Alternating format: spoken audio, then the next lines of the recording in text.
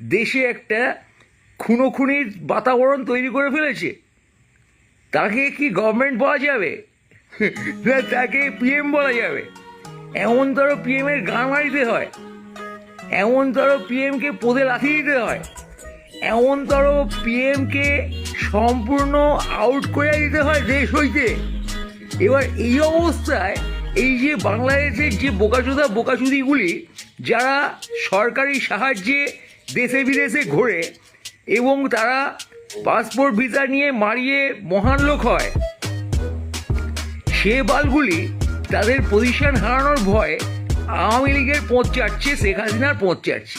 তো ভাই সকল, যারা তোরা এই অবস্থাতেও রাষ্ট্র ব্যবস্থার পথ চাটছিস, তাদের পদে তিনটে চারটে কেন হাজার হাজার lakh lakh crore crore millions and billions of লাথি মারা উচিত। প্রথমত পিএমের পদে লাথি মারো,